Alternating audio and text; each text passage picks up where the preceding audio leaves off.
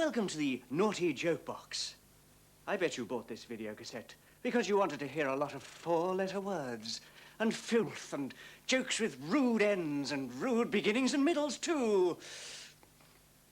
Stop doing that while I'm talking to you. Oh, strike up that damn band, will you? It's the Kenny Everett Naughty Joke Box. Starring Kenny Everett. Jenny Bennett. Leslie Crowder. Willie Rushton. Barry Ryan. John Duncan. Boswell Black. And introducing Pat Mooney. And here's Kenny.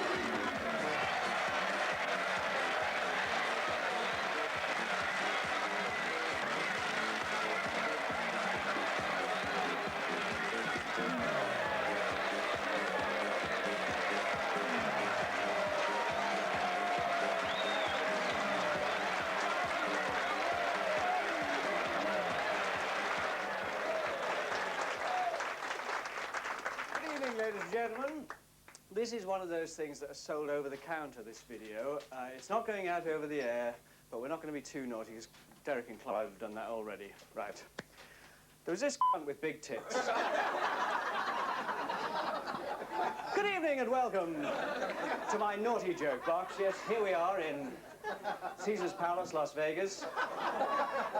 Or is it a grotty little Soho shithouse?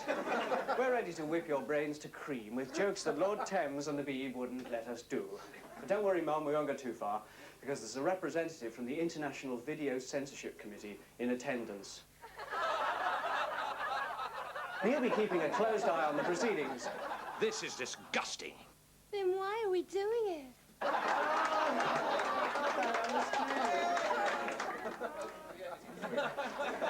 And now, who's going to be the first to get up and do some disgusting material? Who better than Mr. Filth himself, John Junkie?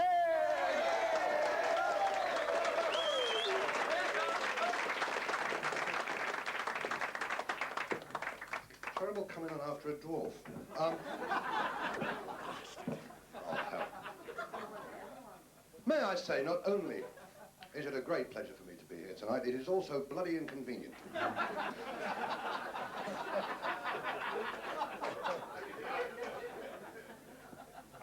Lady went into the doctor. She said, I have a very embarrassing problem. He said, what is it? She said, well, I have to do a lot of public speaking. She said, and I'm perfectly all right in private life, but every time I get up to speak in public, I am bothered by attacks of the wind. And the doctor said, what do you mean? She said, well, it doesn't matter what I eat. It's obviously based on nerves or something, but every time I get up to speak in public, there's these terrible eruptions of wind. And the doctor said, well, would you like to show me? He said, what do you do? She said, I'm this, amongst other things, she said, I'm the president of the Women's Institute. He said, well, stand behind my desk and pretend that I'm the Women's Institute and give me a talk. So she said, all right. She got behind the desk and she said, ladies, I would like to say regarding the reports for last year that some members are not... Doctor said, I see, that's fine. He said, now I understand your problem. And he went to the corner of the office and he got a 7-foot pole with a hook on top. She said, what are you going to do with that? He said, open a window.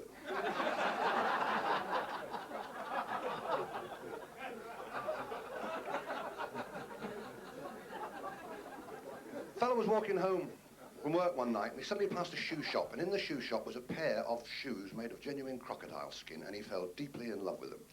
And he paid 75 quid for them, and he put them on, and he went home, and he stood there, and his wife said, your supper's on the table, and carried on reading her Mills and Boon.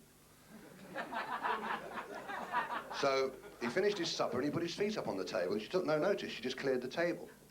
And he was very, very annoyed, and he walked around on the furniture, and she didn't say anything. And eventually she went up to bed, and he thought, she's going to notice my shoes. So he went up, and there she was with the hairnet and the Mills and Boon still going. Walked across the bed, nothing. So, absolutely furious, he went into the bathroom, took everything off except his shoes, and he walked back and he stood in the middle of the bedroom. He said, oi! She said, what? He said, did you notice anything? She looked up from the Mills and Boon. She said, I've seen that before. He said, look where it's pointing. She said, shame you didn't buy a new hat.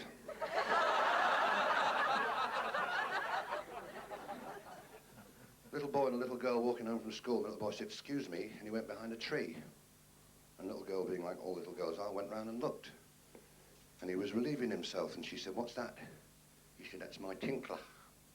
She said, "Oh, my dad's got two of them." He said, "Two?" She says, "Yeah, a little one for doing wee-wees and a big one for cleaning the au pair's teeth." Is it in? Yes. Does it hurt? No, it feels beautiful. Would Madam care to try the other one on? Oh, yes, please.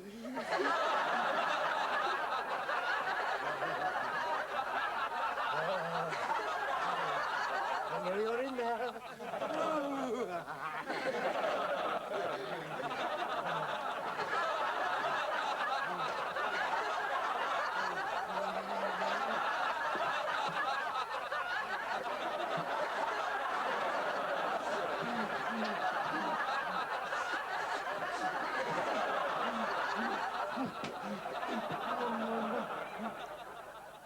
Say when.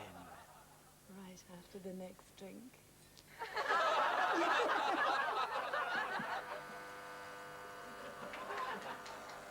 What is it? Well, this is Soho. So we thought we'd bring you a little of what was going on. It's absolutely disgusting, but it is. This is the editorial bit where, I mean, I'm not trying to be rude, I'm just trying to bring your attention to the sort of filth that's going on in our world.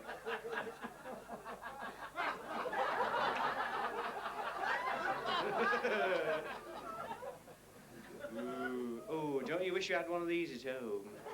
Let's go amongst the audience and try it out. Jesus Christ! Darling, how are you? Do you know, there's a lovely story about this man that, well, shut up. That, you know, he was hanging on the cross and that, and there was a 5-minute break, and he said, "Oh, for Christ's sakes, hand me a fag." So somebody went up the ladder and put a fag in his mouth. Somewhere there is a photograph of Jesus Christ with and a fag hanging out. No, perhaps not. There was this nun in the convent garden, vegetable patch, right? Sprinkling seeds. Sprinkle, sprinkle, sprinkle, sprinkle. Crowd of crows comes down. Peck, peck, peck, peck. "Fuck off," she says. "Go on, fuck off. How dare you? Fuck off." Another superior comes out from behind a cloister. "Sister Teresa, you mustn't say that word. Just say shoo, and they'll fuck off just the same." Who's next? And now, from the antique to the modern and sophisticated. Ladies and gentlemen, some of you might have seen on Tiswas on Saturday morning, best program in the universe, and I'm on wireless at Saturday morning when Tiswas is on Death City. But here's somebody who makes it the best program in the world, Fogwell Flax.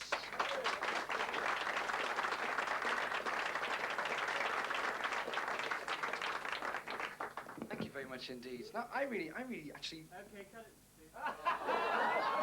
Thank you.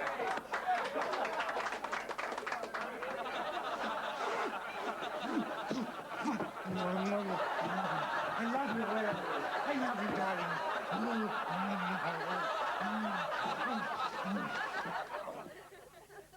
Oh, one more drink and I'm going to feel it. One more drink and I'm going to let you feel. Thank you very much indeed. No, I really actually... Okay, cut it. Thank you.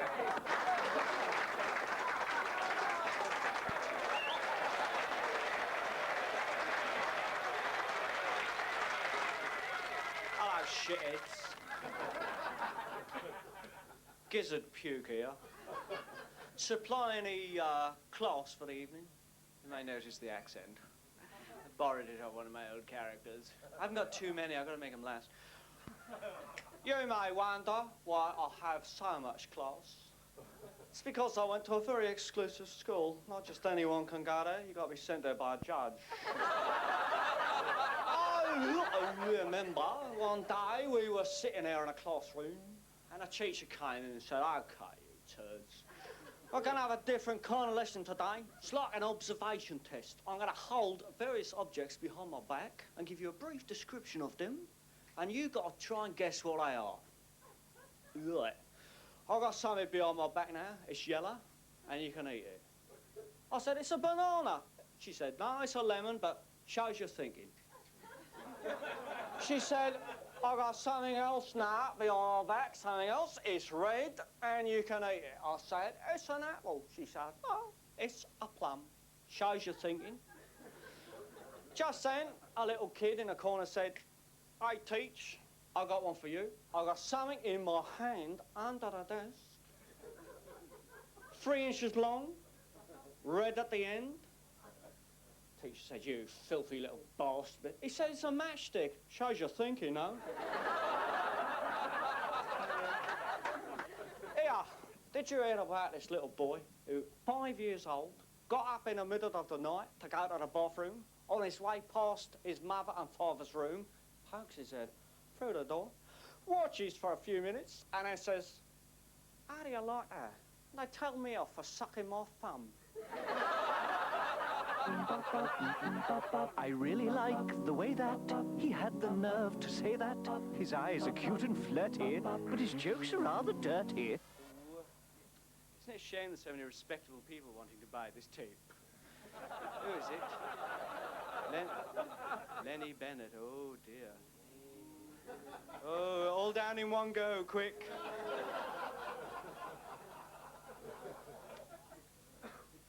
He's not watching me. Watch it, son. Right. Okay, you video viewers, here's something to cram between your eyeballs. A little from just over there, he's going to come all the way over there to here to tell you a lot of jokes. You can laugh if you like. What the hell are these things? Have you know, what is that? I could use it to dry my hair on. Used to be washing his feet.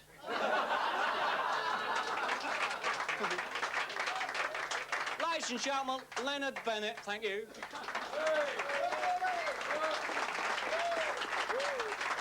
Thank you, Danny. Thank you. There's always something very reassuring about following the interval. Yeah. Doesn't make it. Thank you, Ken, for the introduction. They're terrific. That got a lot of class, but it's all third. Ladies and gentlemen, to tell you the truth, I don't even want to be on the damn cassette. I don't do this kind of thing. I do a game show. I won't even mention the name of it. It's humiliating. It's the kind of show that people watch if they find blankety blank too intellectually challenging. And I'm here tonight as part of the Brit Eklund Youth Opportunity Scheme. Very much like William Rushton, I came totally unprepared. I thought it was about time somebody talked about Everett himself. Oh. Quite right. What do we know about this man? Oh, dear. Space traveller, intellectual, Faggot. faggot. I didn't say faggot, you did. I'm not saying he's a faggot, but he's about to make a new film called Tinker Tailor, Soldier, Sailor, Sailor, Sailor, Sailor. It is a delight to be in the presence of such great megastars here tonight. Robert Powell's here tonight. Nice to see you, Robert, with a sweater with, what is it written on it? Perrier written on his sweater. It's because he walks on it. And I thought we might discuss tonight Everett, the man. What do we know of Kenny Everett? We know, of course, that he was the man that invented the surface-to-air heat-seeking suppository. But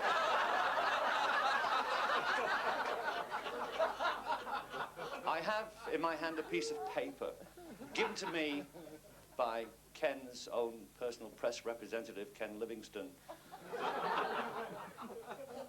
Let me tell you about Ken. Ken was born in Derbyshire, just outside of wedlock. Many of you might not know this, but Kenny Everett, when he was a child, had personal complaint. He wet the bed. His grandfather cured him. He bought him an electric blanket. Because one of the great influences on Kenny Everett's life was his dear grandfather, a wonderful man in many ways, his grandfather. His own grandfather had his own career. He was a missionary to Africa in the 1930s. There's a bit of scandal attached to it. Ken doesn't talk about it because in 1937 his grandfather was dismissed. He was unfrocked for committing a certain offence. It was all to do with an ostrich. Apparently he came across it with its head buried in the sand, and one thing led to another. Most embarrassing for Ken, because he said to his grandfather, "How could you do a thing like that with an ostrich?" And he said, "I was okay for the first 5 miles, and then I got out of step."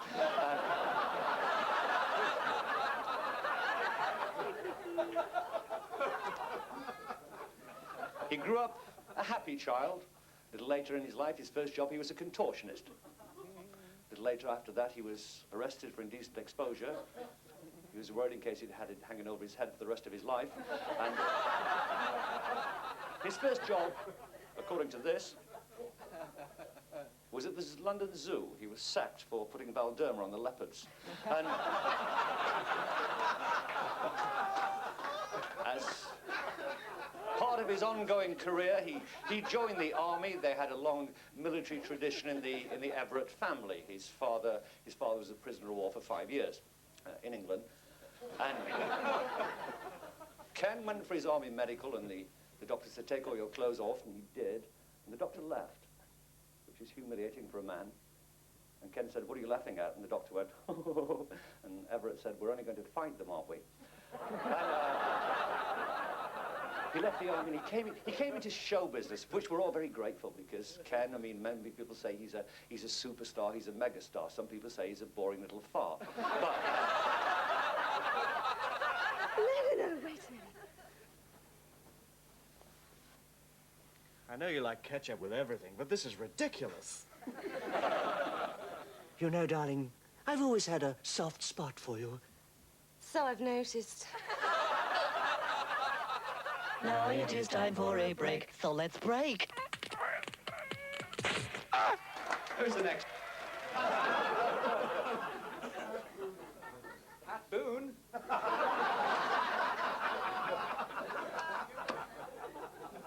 And now here's someone, hand on heart, please. And now here's someone I know nothing about at all.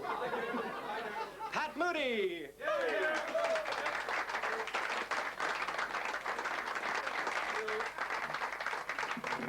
Thank you. I feel very unique here tonight. I'm the only comic I've never heard of before. Nice to see you all. Broken up with a little bit of Irish news about the acid bath murder in Dublin. The murderer lost his hand taking the plug out.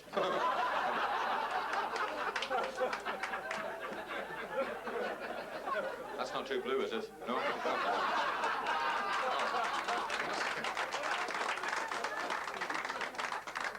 Just for a change, I'm going to do this act in a North of Ireland accent. I come from a little fishing resort in Northern Ireland called Belfast. You've heard of Belfast, have you? There's no inflation there. The prices are going up, but the shops are coming down. Funny place, I went over there last week to do a television show in Belfast. I was scared stiff going home to Belfast. I bought myself a bulletproof vest, and a leprechaun shot me up the arse.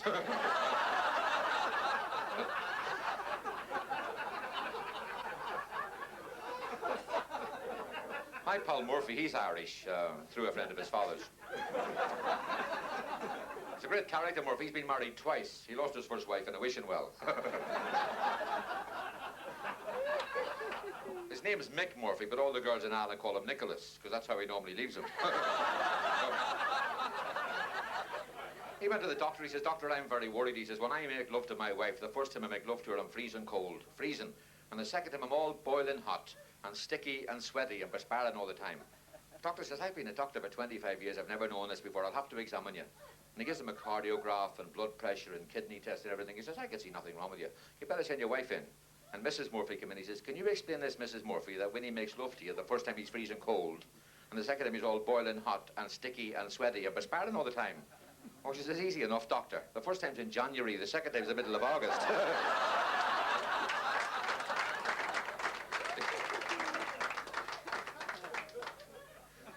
I've got a friend of mine in Ireland. He's suffering from sexual impotency. And he went to see his Dr. Rafferty, and Dr. Rafferty says, "You're a very lucky man." He says, "There's a new thing coming on the market." He says, "Straight from Africa. It's powdered rhino horn." He said, get these horns of the rhino, they'll crush it into powder. You take a spoonful every day for a week, and after a week you're flying. And he took it for 7 days, and every time he got an erection, he used to charge Range Rovers. But,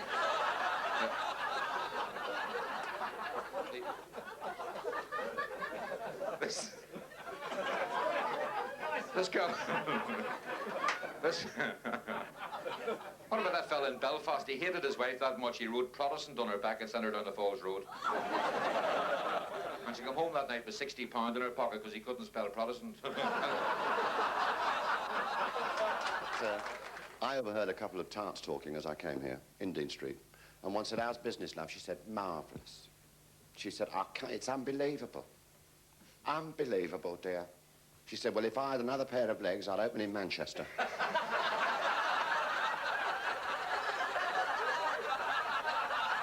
Ridiculous, isn't it? Of course, I think all this censorship thing started many years ago when a director of the spoken word, whatever that means, was working for the BBC Sound Radio, and he sent out a memorandum to all the scriptwriters, who included in those days a very young Frank Muir, who was, is, and always will be a very witty man. Well, I personally happen to think that any person who thinks they ought to write a musical about the Queen, called Corgi and Bess, is a very witty man. And this memorandum read as follows. On no account in future must comedy material be made of the following subjects: religion, the royal family, disability, racialism, or homosexuality. Well, there's not a lot left. And Frank Muir looked at this awful piece of paper and said, well, of course, the only way I can possibly remember any of this at all is to say to myself constantly, my God, said the Queen, I do believe that one-armed nigger's a puff. And just to prove that things have changed slightly since those days, here are jokes on just one or two of these subjects. Religion. A novice nun bursts into the room of the Mother Superior and says, oh, holy Reverend Mother, there's a case of syphilis in the nunnery. She said, thank God for that, we've run out of the Beaujolais. Or the other nun who's hitching a lift on the A1 on the way up to a new nunnery that was being opened in Whitby. And a very butch lorry driver, oh, it could happen. And a very butch lorry driver gives her a lift. And they're thundering up the A1, and he says, do you fancy breakfast? She said, well, I'm afraid I can't afford it. He said, well, I'll buy it for you.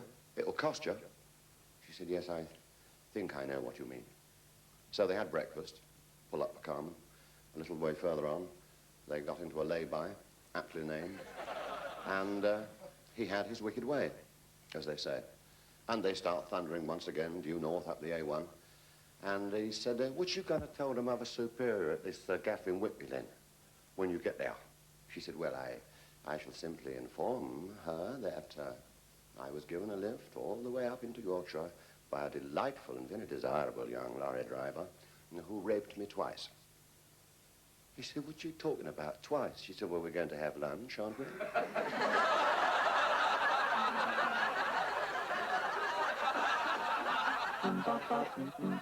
I've never said a naughty word, despite what you have heard. I'd never say a naughty word, 'cause I'd feel like a turd. Is Kenny walking into this, then? Yes. Why don't you ask him?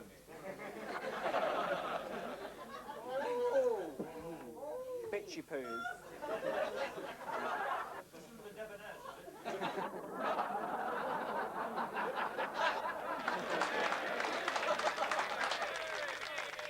Whistling biz.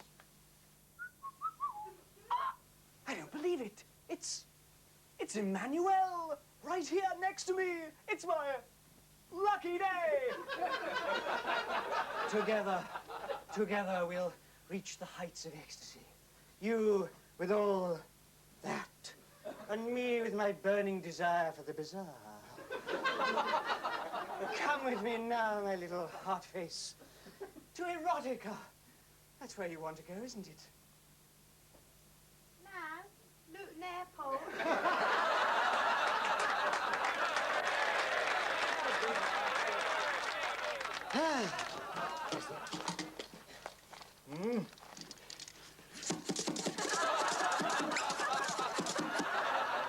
Ladies and gentlemen, deep, wonderful friend of mine. Ah, look at that hair. You could read a book by it at night.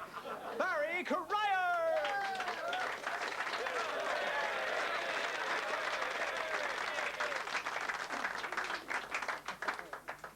If you believe I'm the top of the bill, do you want to buy this watch? Wouldn't give the spot to a leopard. Good evening, ladies and gentlemen. The anticlimax is now on the stage.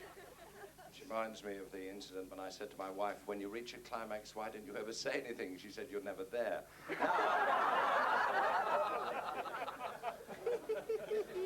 Pat Mooney and I were speaking earlier this evening, viewers at home, about our acts, and we thought it would be fun to swap them. So, here is Pat Mooney's act. Ever seen a human sacrifice before, folks? I'd like to welcome you to this Friends of Gaddafi Hot Pot Supper. The producer of this show, an old friend, not of mine, rang me and I paid for the call. And he's a very persuasive man. He could sell the Ayatollah aftershave. And an interesting man. He's got a Braille copy of Penthouse in his car. And he... I don't know what he does, but his self-winding watch shows December the 18th, 1997. And...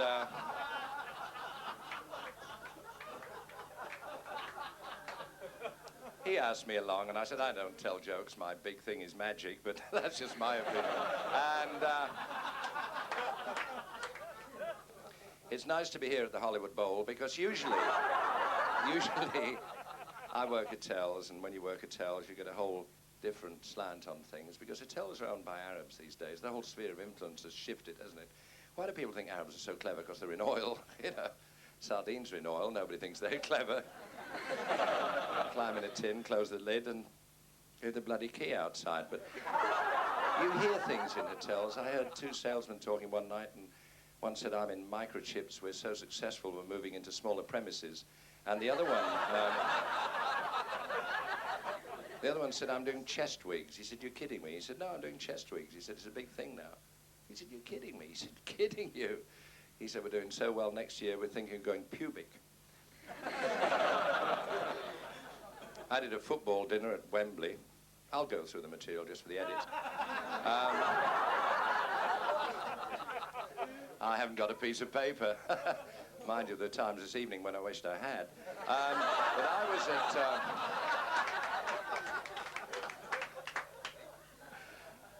I did a football dinner at Wembley. I met Britt Ekland, bless her. And we were with a lot of Norwegian businessmen. This is absolutely true, and I know nothing about Norway, apart from the fact that Britt told me she worked her way through it one summer.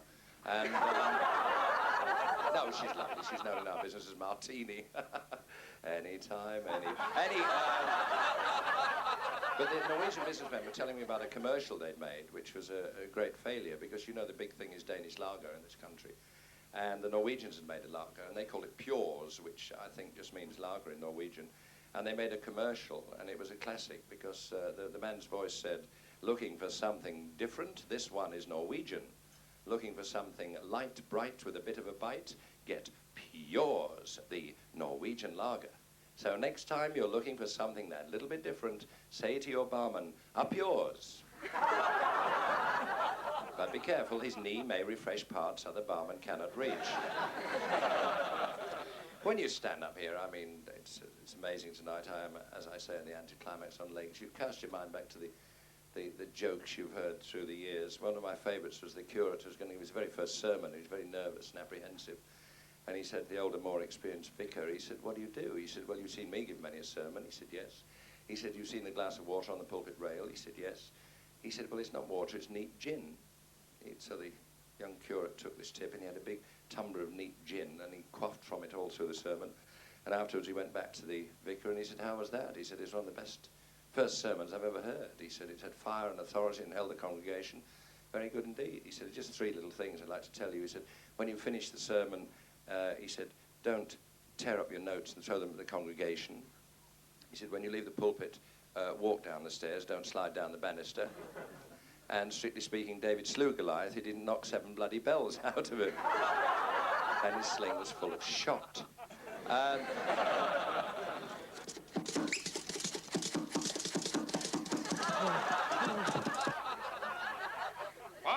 ladies. Smile first thing in the morning and get it over with. I'd like to perform a little tune entitled Keep the Door Open, Richard, or Don't Close the Door on Me Dick.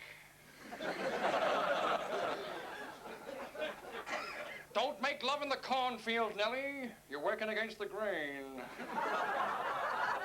And a sad one. The boy stood in the chip shop eating fresh fried scallops. One fell down his trouser legs and burnt him on the ankle. Missed his bollocks completely.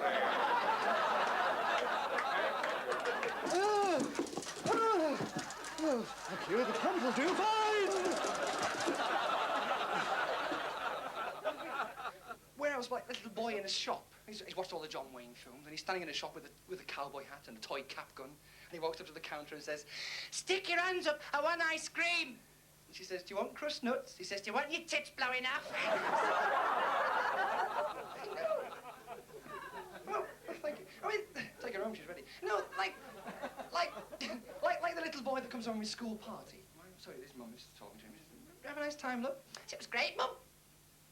"What did you do?" He said, we had jellies and blancmange and ice cream and cakes, and I got my leg over in the Wendy house. She locked him in the bedroom. His dad came in, went upstairs. "What have you been up to, you?" He said, "I've only been to the party, Dad." "What were you doing?" "We had jellies and blancmange and ice cream and cakes and..." "Got me underway in the Wendy house, Dad." His dad trembled. He picked the lad up by his collar. He carried him down to the back kitchen and stood him against the cupboard. Bent over, picked a metal frying pan up. His mother shouted, "No! Don't hit him! Oh, he's only a baby." He said, "I'm not touching him. I'm cooking him a steak. Can't get his leg over on bloody jellies and blancmange and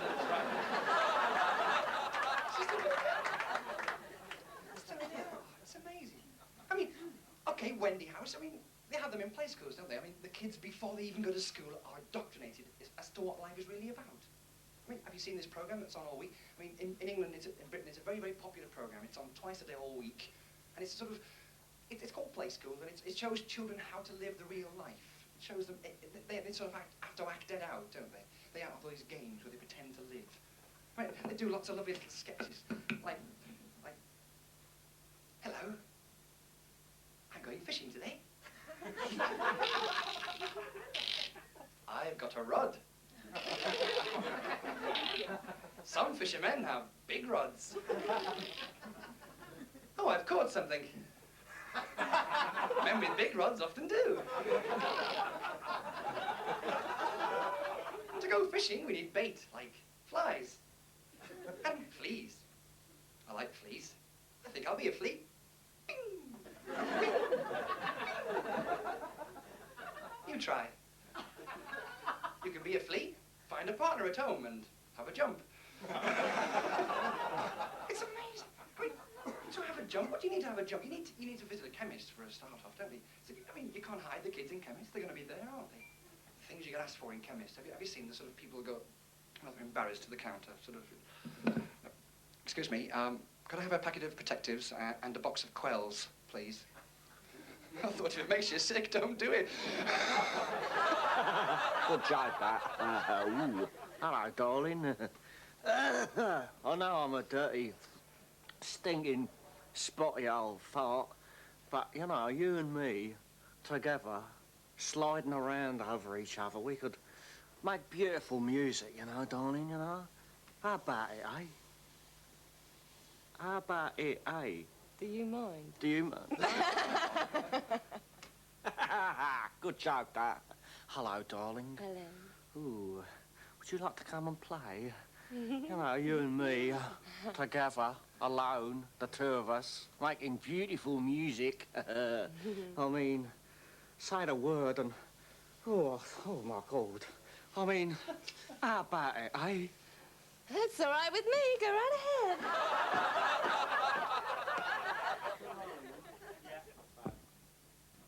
The light seems to have gone. Oh, it's on him.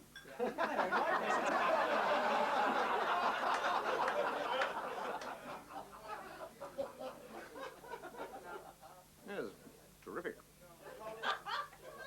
Very nice indeed. What's the word I'm searching for? Into the Orient. Sultry. Sultry would be the word. That's the word that comes to mind. Don't we all know the true hell of technicians? Can you get tighter together around the back of the chair?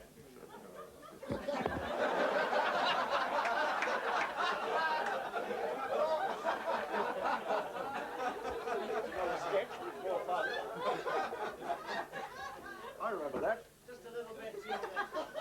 You weren't at public school, were you? You've got a funny bum, it so hangs in folds. That's my wallet.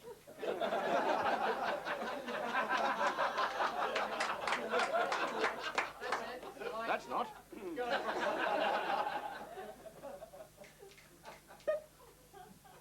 Terrific. Very nice indeed. Terrific. What do you mean, action?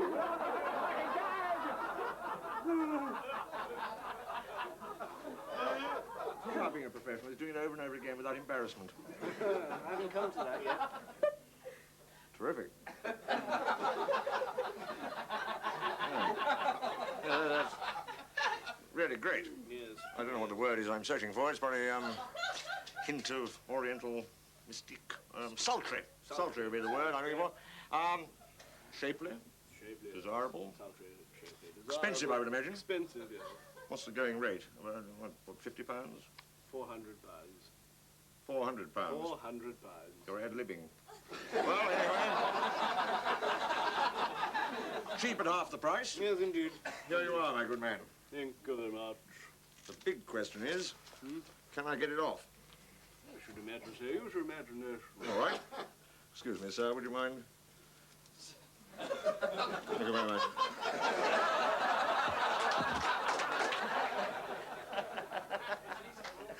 No, because I'll be honest with you, they said to me, come and do this cassette. And I said, like, what's it for? He said, Kenny Everett. I said, well, when I get there, how will I recognize him? And he said, he's the one that's covered in love bites, most of which are self-inflicted.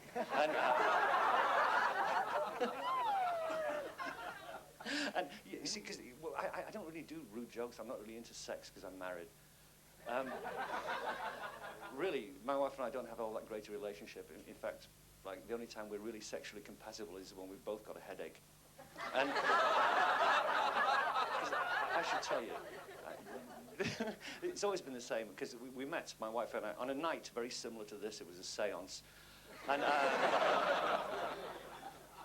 I remember I watched in this ballroom. I saw her standing there. She had on this white see-through blouse, and I remember looking at her and thinking to myself, I must get some tea bags. And I walked over, I said, hello. She said, don't talk to me, I'm a lesbian. I said, really, how are things in Beirut? And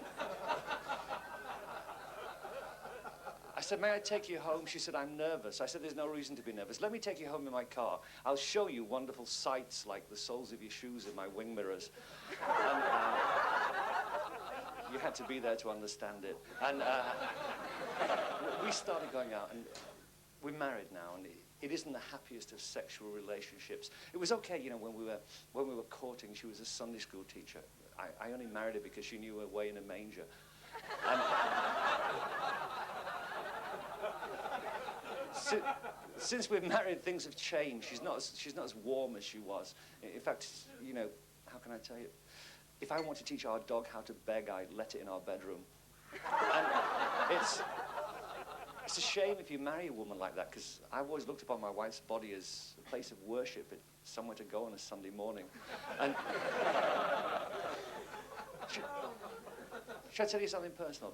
We had a row, you know, after all these years. We had a row a couple of weeks ago, and I said to her, you won't want to hear this, but I'm divorcing you. She said, why? I said, because you're no good in bed. She said, what have I done? I said, nothing. And I said, it's not what you've done, it's what you don't do.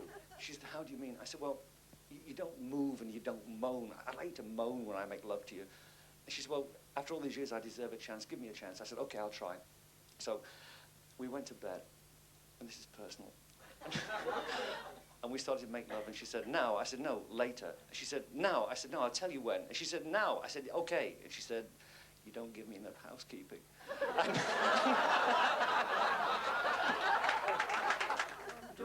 The Kenny Everett Naughty joke cards. This woman opened her door one morning and there was 2 dogs on her doorstep playing mums and dads. you know, having a leg over as Foggy would explain it, you see. And this woman was disgusted. She threw a bucket of water over them and nothing happened. Hit them with a broomstick, nothing. Banged them in the coal scuttle. Couldn't separate them. She's disgusted. She rang the vet and told the vet the whole story. And the vet says, tell them they want it on the phone. She says, well, that stopped them. He says, well, it's just stopped me.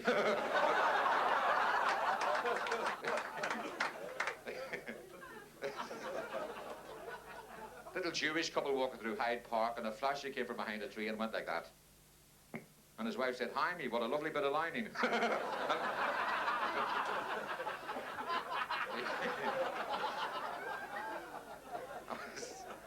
This girl went to the doctor for an examination. The doctor says, take your T-shirt, let me have a look at you. She took her T-shirt off and she's got a big L on her chest. Doctor's fascinated. He says, where did the L come from? Oh, she says, I go out with this Liverpool supporter and he wears this T-shirt with an L on it, and when we make love, the passion and ecstasy, it comes right through his shirt and comes on my chest and leaves that mark. He says, fascinating. He says, put your shirt back on. Come and see me in 7 days' time. Following day, take your shirt off, takes it off, and there's a big P on her chest. He says, it's got me fascinated. What happened to the Liverpool fellow? Oh, she says, I'm going out with a Preston North End supporter now. He says, great, very interesting. Put your shirt back on. Gets back a week later, walks in, she's got a big M on her chest. Doctor says, don't tell me, Manchester United. She says, no, Wigan Athletic.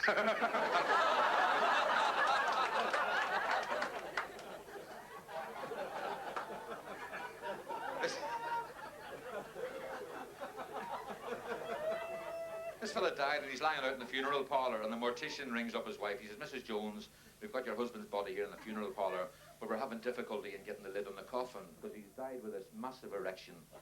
She says, we can't get the lid on the coffin. The only thing we can do is amputate his penis and place it in his rectum to bury him in one whole piece. So she says, fascinating, she says, you go on, you do it. If you think that's the thing to do, you do that. But don't put the lid in the coffin till I see him for the last time. He said, your wish is our command, Mrs. Jones. So she goes around about 2 hours later, and he's lying there in the coffin in his best Sunday suit, and there's a little tear coming out of his right eye. And she bends over the coffin and she says, fucking hurts, doesn't it?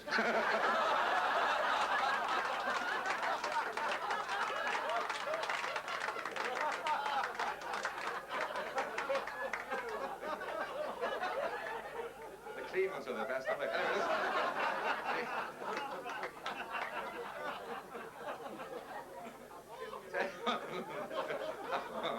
Oh, hang on, Barry Crow's having to go. What have I done something? Were you going to do that? Wait, sorry, listen. I'm glad I got on first. Listen. Tell you what makes me laugh, actually. My brother's a barber in Belfast, this is true, and a fella came in with one arm for a shave. He sees the one arm, he's very nervous, threw the towel around him, started shaving him, and he cut him on the ear, and cut him on the cheek, cut him under the chin, cut him in his cheek, cut him in his ear. There's blood everywhere, and he's trying to hold a conversation with him. He says, have you been in here before, sir? The fella says, no, I lost this arm during the war.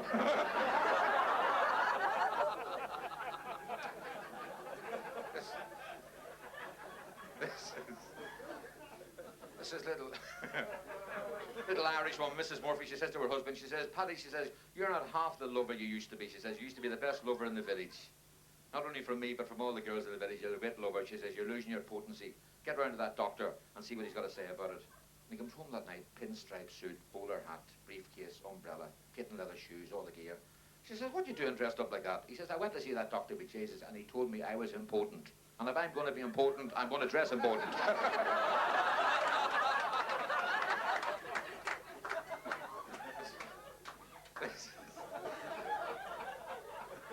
I'll do this in a Belfast accent. This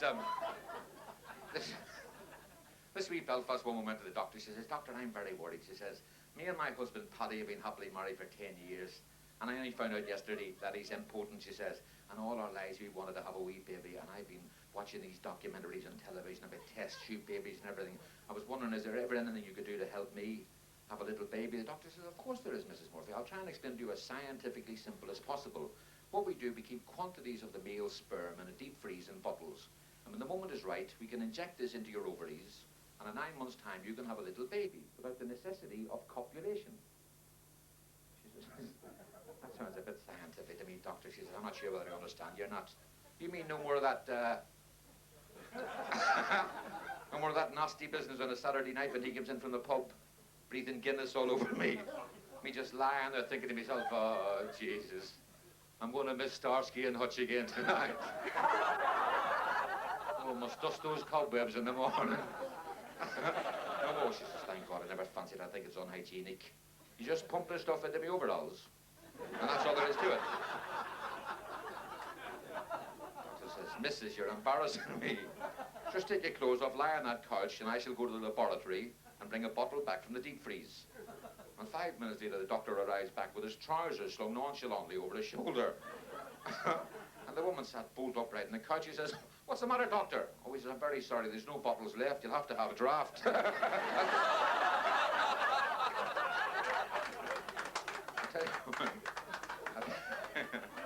tell you while I'm winning, listen before I go.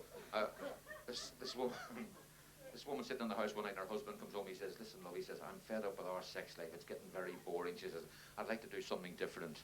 She says, what do you mean? He says, I'd like to do it doggy fashion. She says, no, you're not getting me in any of those perversion things. He says, look, you can have anything you want so long as you give me this wish. He says, I just want it doggy fashion. She thinks for a while. She says, well, do it on 3 conditions. She says, what's the 3 conditions? He says, well, first of all, she says, I'd like a mink coat. He says, you've got your mink coat. You've cracked it. What's the 2nd condition? She says, I'd like a fortnight's holiday in Florida. You've got that. He says, what's the 3rd condition? She says, you take us to a street where nobody knows us.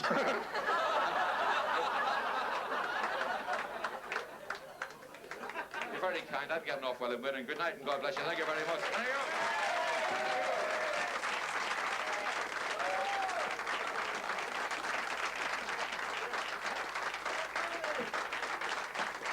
Pat Mooney, hey! Willie Russell!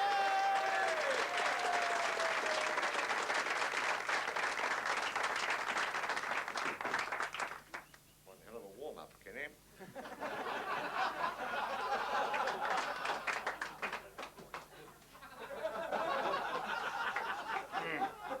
This is extremely embarrassing for me, as I am not in any way a stand-up comedian, being joke blind.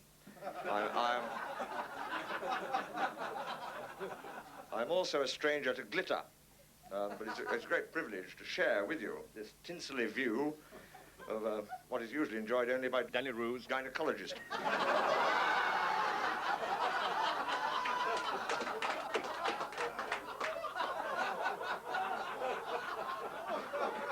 I told these people here of my quipslexia, and they've handed me a millboard with these jokes on it. So I said, all right, I'll read them to them. Joke 1.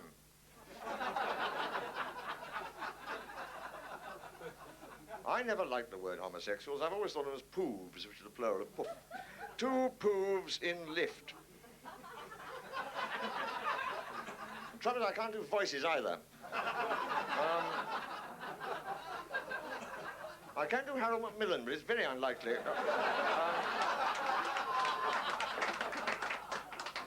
He can play the lift operator. Lift operator, going down. First prove, no, just conversing.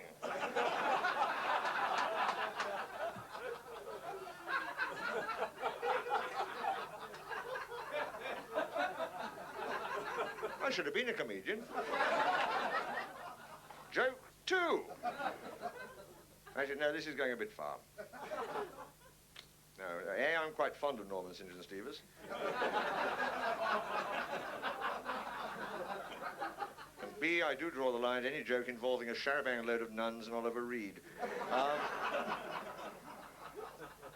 Joke 7.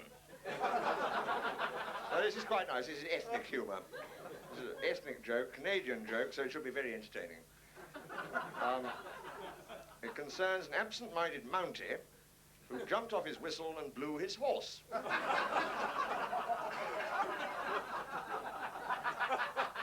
That's all there is of that. Joke 10. 2 more poofs, or perhaps they're the same ones, you never know. They never name these people.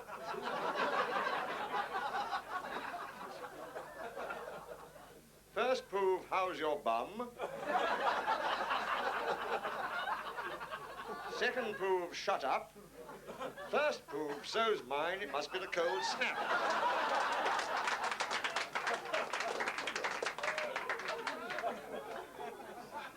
Well, aimed at a certain topicality. If it's warm where you are, we'll press the fast forward and it'll be... Good Lord. No, I don't know. No, joke 12. Forget joke 12. Joke 14. 2 more. That's 6. So far in his entire turn, there's been one heterosexual.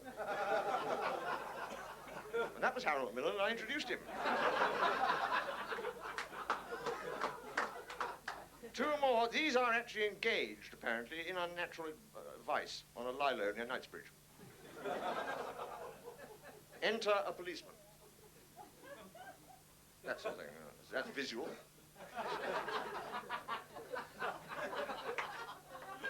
Policeman, to these 2 people you may have forgotten about who are at it. Consenting you may well be, sirs. Adults, certainly, but I would query the privacy of Lowndes Square.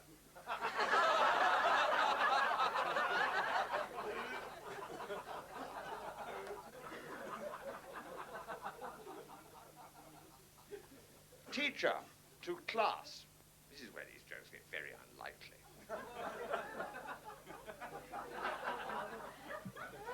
There are always men who come up to you in pubs and say, you could use this on the telly. There's this nun going down to this monk. You can clean it up for the telly, you know. You could use it. Oh. I call them 8-foot bores, because what happens is, after they've told you the joke, you suddenly realise you're 8 foot away from the pint of bitter you started at.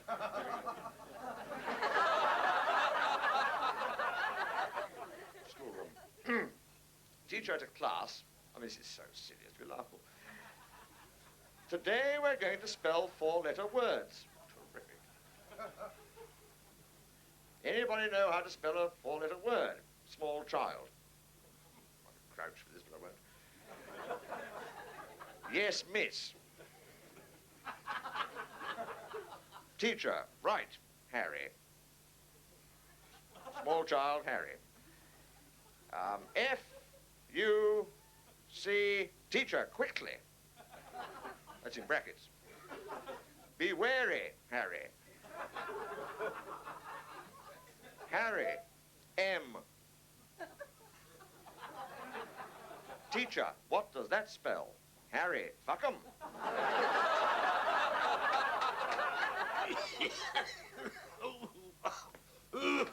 Got a cough?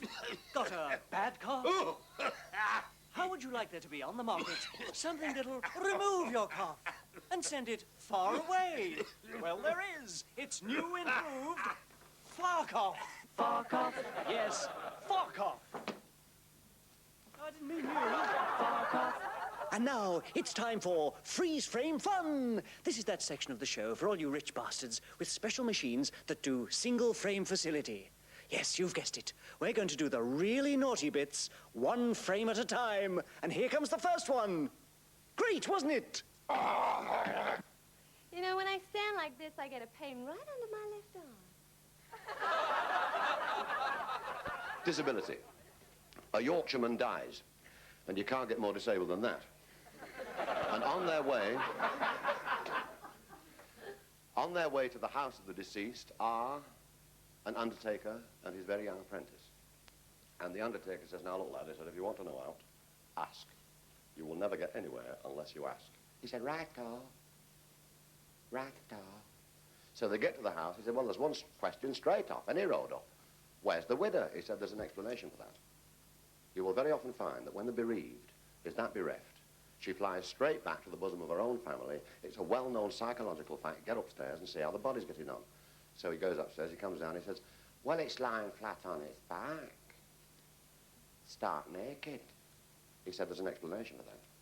He said, you'll very often find that when the body dies, or as we say in the trade, snuffs it, in that condition, the widow will leave it like that to make our job that much relatively easier. Most understandable, highly commendable. Get upstairs and do what you have to do. So he comes downstairs a little later on. He says, I don't know how to tell you this, but it broke wind. He said, there's an explanation for that. He said, you'll very often find that when rigor mortis sets out, all that is left in the body that has no right to be there disappears at a rate of knots. It's a well-known medical fact. Go upstairs, do what you have to do. So he comes down again. He says, well, I don't know how to tell you this. I mean, I do not know how to tell you this. He said, but it is obviously in a highly excited state. He said, there's an explanation for that. He said, you will very often find that as a man dies, the last thing in his mind is of that nature, hence the phenomenon. Don't panic. You'll do nobody any good at all, least of all him up there, if you panic. Get the toolbox. Now, you know that hammer with the rubber head you've been going on about? Now is the time to put it to its rightful and proper usage. He said, you will find, and medical facts will bear me out, that a smart tap, not only will all our problems be over, but we'll be able to get the lid on as well. Now, go upstairs and do what you have to do. So he comes down again. He says, I did it. I did like you said. I went like that. I went tap. And it said, bloody hell. He said, there's an explanation for that. We're in the wrong house.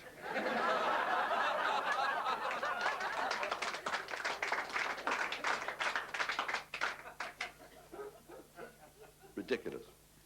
Racialism. There are, of course, many races. There's the Welsh race. Evan takes Blodwen up onto the moor. And before they get down to it, she says, now listen, have you got the necessary? Very old joke, this. Before the pill. Have you got the necessary? He said, oh, damn. He said, I forgot. She said, well, that's no good at all. You don't want me to have a baby, do you? He said, no, no, God help, no, no, no. Nothing was further from my mind, see? She said, well, go down into the village, beg, borrow or steal, because I'm crying out for it. Panting for you, I am. Panting. So he goes tearing down into the village. He says, Morgan the butcher, I got Blodwen up on the moor, bloody crying out for it. Panting for me, she is. Have you got the necessary? He said, oh, he said, I had 12 yesterday, used them all, see? He said, I tell you what. He said, go to Di the baker. I always go to him when I'm short. So he rushes off to Di the baker. He says, Di the baker, I got blood. Went up on the moor. Bloody crying out for it. Panting for me, she is. Panting. Have you got the necessary? He said, no, no. He said, poor boy. He said, I had 3 yesterday, threw 2 away, trying to give it up. He said, I tell you what. He said, before you get to the moor, there's a stile. You know the topography of this area, do you? He said, oh, yes, God help, yes, yes. He said, well, before you get to the moor, as I said, there is a stile. Climb over the stile, he said, and you'll find a bloody great stone. Lift it up, he said, and you'll find one underneath. He said, but when you use it, put it back. It belongs to the Llangolli Cycling Club.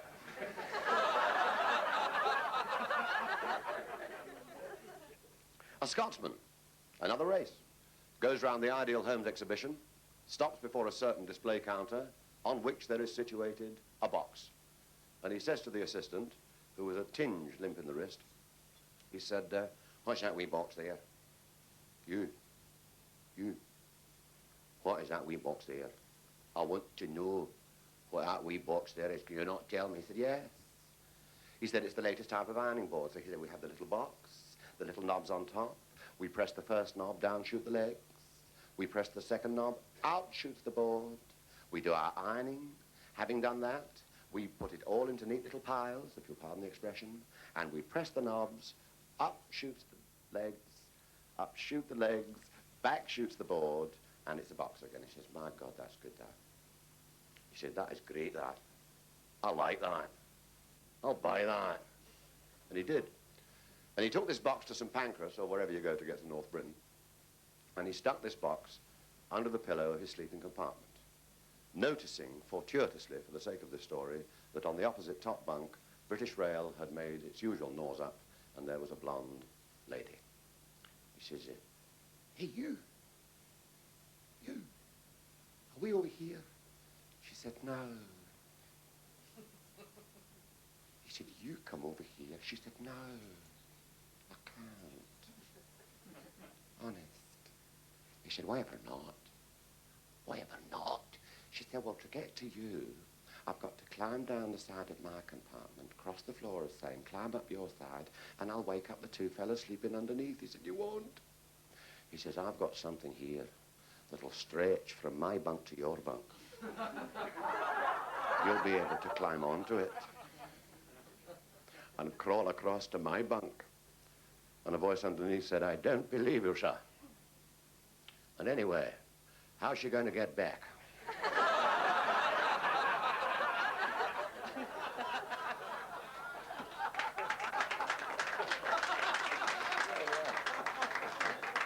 When I hear applause like that, I realize I'm working cheap.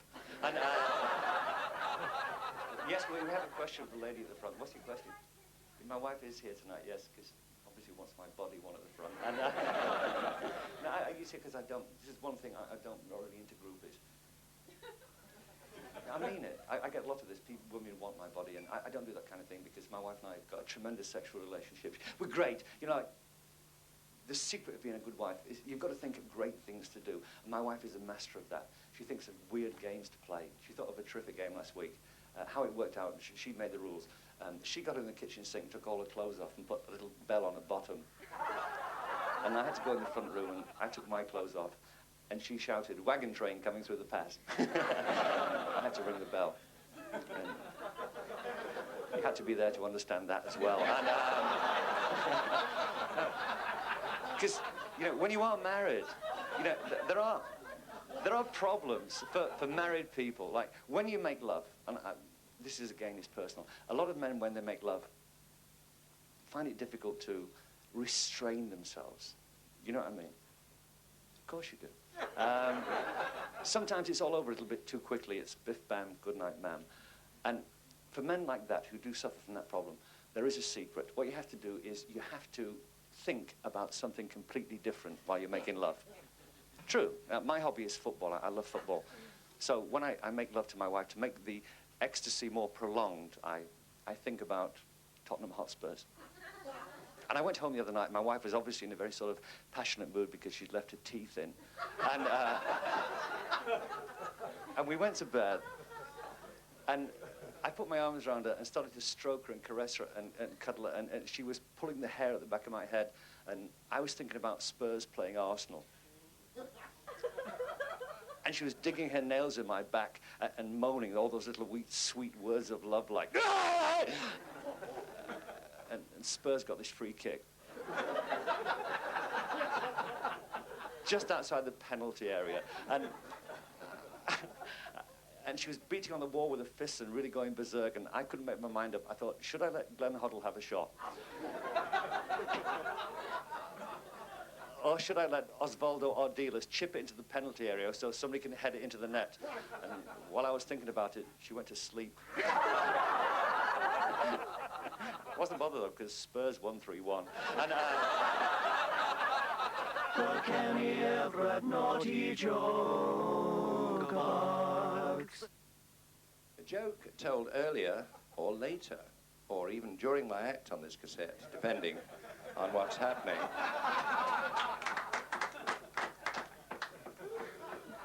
By Lenny Bennett, who will be remembered when Jack Benny is forgotten, but not before, concerns the man who had a certain problem. You know, how can I delineate this problem to you, ladies and gentlemen? If I use the expression, come early and don't avoid disappointment, you might understand. But he went to his doctor, and the doctor said, don't worry about this. He said, don't worry about this. He said, it's a very common problem. He said, as indeed Lenny said earlier or later in this cassette, that you must... I'm playing tricks with your mind at home, ladies and gentlemen. I hope you're enjoying them. Do you realize this could mean the end of now as we know it today? The doctor said to him, die by inches, cry out like a lad. The doctor said to this gentleman, you must think of something else. Not a football match, as you've been told earlier or later. Not a football match. Nurse, he's out of bed again. Not a football match, but an alternative theory. Are you still with him? You lay him, I'll crack him later. Not a football match. Are you with the plot at home? It was a football match. Yes. This is Act 2, where Soames visits his wife, Irene. Live on your screens. Do you remember the plot? He said, what can I do? And the doctor said, you must think of something else. He said, this is the coup de grace, Len. He said, think of a 7-course meal. Really concentrate on a great big fat menu. Oh, no, it isn't. No, it isn't. And so the guy said, a 7-course meal, are you kidding? He said, no, that'll work. He said, keep your mind on something else. So he went home to his wife, and he told his wife, and she was desperate. She was quite agreeable to this.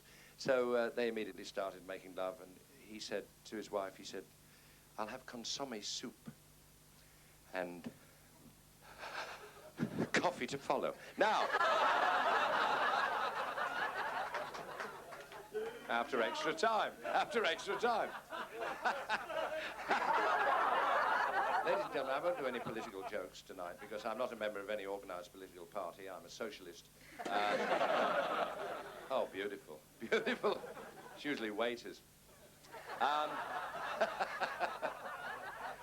called to mind, I'm sorry about this, the clean story of the man who went into his bank on a Monday morning and he said to the girl behind the grill, he said, is the manager in, please? I'd like a word. And she said, I'm terribly sorry, sir. Mr. Prentice died yesterday morning. And the guy turned and walked out. And Tuesday morning he came in, it was a different girl. He said, could I have a word with the manager, please? And he said, Mr. Prentice died on Monday morning, so I'm terribly sorry. And he walked out. And he walked out. And he came in every... And now as James Cagney. And every day of the week he came in and asked the manager. By this time, the assistant manager, who was pro tem the manager, was waiting for him. On the Friday morning, he came in and said, could I have a word with the manager, please? And the assistant manager said, I don't understand you, sir. You've been in every day this week asking the same question. Why do you ask? Mr. Prentice died on Monday morning. And the man said, I want to hear it again and again and again. I won't, thank you for that applause. I won't do any Irish jokes because we've had or are about to have Pat Mooney on this cassette. You never know. We're having a sponsored walk round him later. My favourite joke was the Irish fellow went round to see his mate and he was shown in through the front door and the front room was 60 feet high and he said, God love us, Sean, this is beautiful. He said, I know it was the wife's idea. We've knocked 2 rooms into 1. Why do we know Christ was Jewish? Because he was 33, unmarried, and his mother thought he was God. Now... Harry, what are those for? Those 4?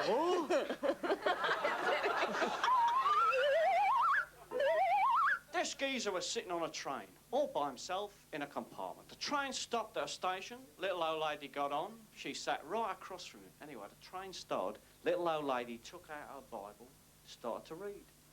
Train pulled into the next station, closed the Bible, put it away. When the train started again, took out the Bible, started to read. Every time the train stopped at a station, out the Bible. Every time it started again, she took it out, started to read.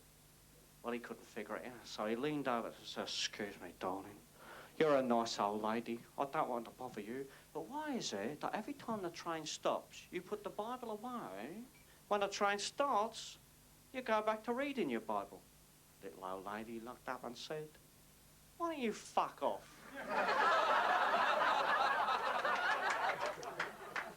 Is that the,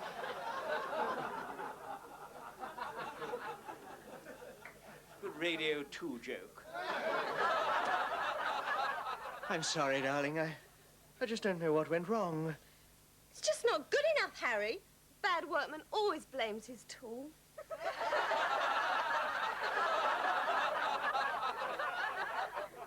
Come on. Have you got your boots on? And now, more freeze-frame fun. Great, wasn't it? Can you imagine the Muppet Show doing pantomime with Little Red Riding Hood? Can you imagine Piggy and Kermie? Piggy as Red Riding Hood and Kermie in the bed as the wolf. Come in, Piggy. How about a frog's leg over? And jump to it. What big eyes you have.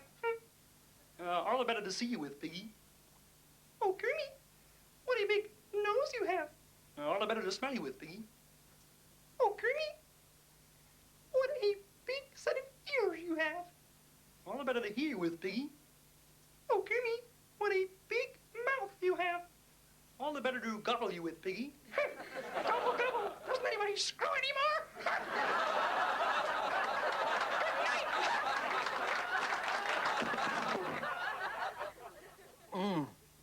Do you like cocktails? Oh, yes. Tell me one. Waitress. Waitress. I'd like a cup of tea. Waitress, you've got a hamburger in your armpit. Well, of course I have. That's how I'll keep it warm, you dummy.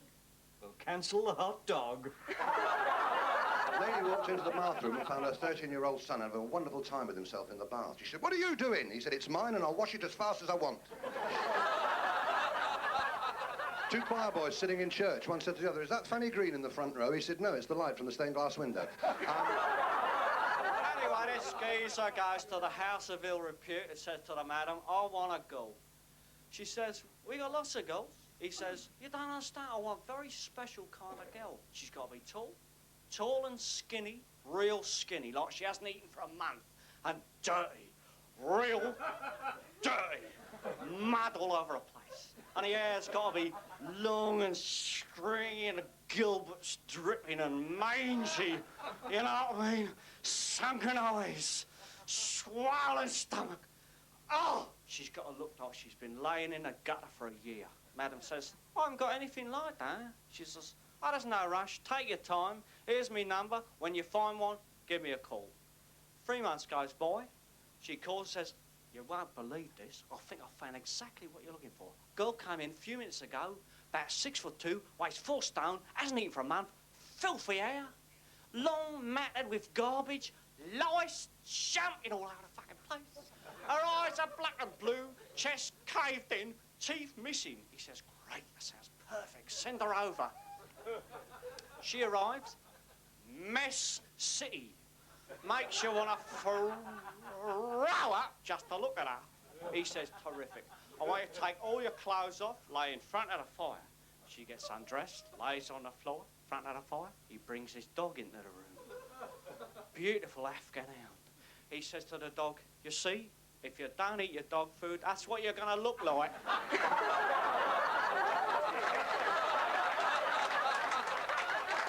You know, before I found my true vocation in life, on a dole, I used to have a job selling things from door to door. Anyway, one night I was doing my rounds. I rang the bell of this cute little semi-detached in Neaston. Little boy came to the door. I said, "Hello, sonny. Is your mother at home?" He said, "No, she's out at work." I said, "Your mother works at night? What does she do?" He says, "She's a prostitute." I said, "Well, I'm a son of a bitch." He said, "So am I, but I don't go around bragging about it." It's so nasty, it's so crude. All these jokes are very rude, and I love it. Picture the scene. Des O'Connor died. Again? Again, yes, not for the first time. Now, please. Now, don't be wicked about Des. Des is a wonderful man. Be fair. I mean, be honest. Des has done a great deal for this country. For the last 25 years, the government have been using his records to jam the Russian radar. And Des died and went to heaven. And St. Peter opened the Golden Gates. He said, "Yes." He said, "Des O'Connor." He said, "I believe so." He said, "I want to come into heaven." And St. Peter said, "You haven't got a prayer. No chance whatsoever." He said, "Well, why not?" He said, "Before you come into heaven, you have to pay a penance." He said, "What's that?" He said, "Well, you have to do something." He said, "Well, what penance?" He said, "You have your choice of 2. The first penance is this. You see that old woman over there with the grey, greasy hair and the one eye and the one tooth and the varicose veins?" He said, "Yes." He said, "You have to make love to her 3 times a day for the next 2 years." And Des said, "I couldn't handle that." So he said, "Well, what's my alternative?" He said, "You have to go to hell for 2 years." He said, "Well, show me hell." And St. Peter opened this door, and out came the flames and the cries of the tormented souls. And Des said, "No, I don't fancy that. Let's have a look at the old bird." So he took him back again, and there's this old lady, and Des said, "Look, can we do a deal? Could I just make love to her once a day for the next 2 years?" He said, "No, it's got to be 3 times a day." So Des said, "Okay, I'll take a chance." And he got hold of the old lady and walked away. And as he walked away, he looked over his shoulder, and there was Max Bygraves with Wonder Woman. And Des said, "That's not fair." And St. Peter said, "Wonder Woman's penance has got nothing to do with you." The Kenny Everett Naughty Joke Box.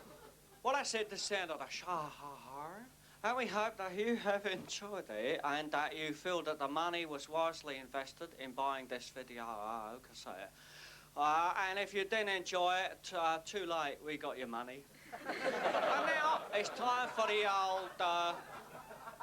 old sickly showbiz ending.